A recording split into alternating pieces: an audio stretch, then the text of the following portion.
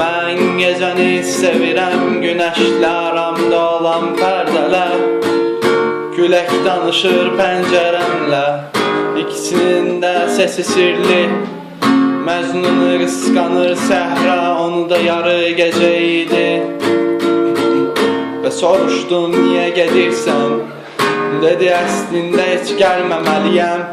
Amma bilirəm ki, gözləyirsən, yuxusuzluğuna tab getirmirəm mən. Gecəni sevirəm. Deyirlər ki, o da sevir məni. Mən gecəni sevirəm. Deyirlər ki, o da sevir məni. Yenə küçə yorğun, ruhum durğun. İkimiz tək, sən və mən gecə. Svetoforun qırmızı işığı, heç kəs olmasa da gözləyəcəm. Gecə dedi, gecdi, mən gedim. Dedim, sənsiz darıxacam. Sonra günəş işığı əmr etdi və yox oldu qara sevdam. Mən gecəni sevirəm. Deyirlər ki, o da sevir məni. Mən gecəni sevirəm. Deyirlər ki, o da sevir məni.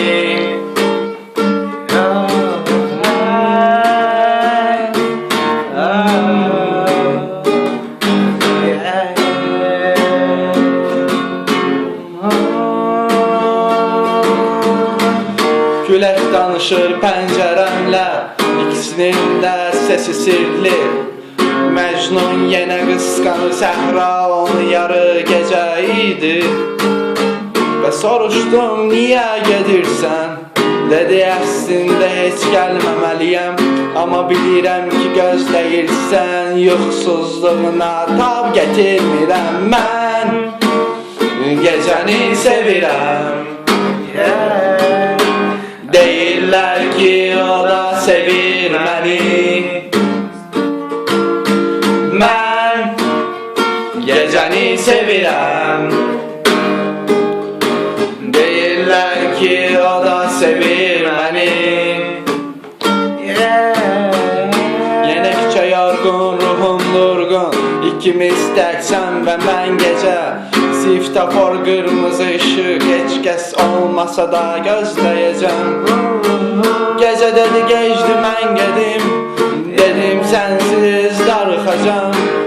Sonra günəş işığı əmr etdi və yox oldu qara sevdam.